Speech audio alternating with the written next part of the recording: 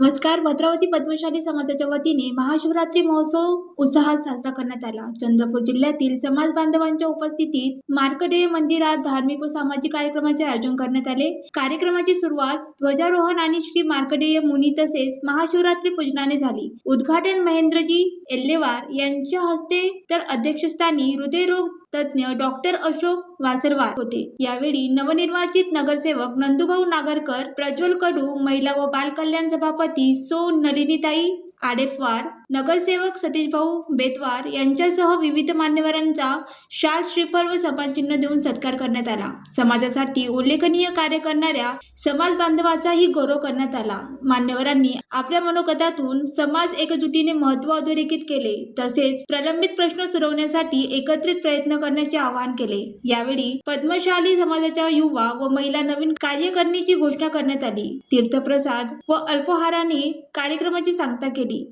ज्वालादीप news करिता सुनील देदावार, भद्रावती.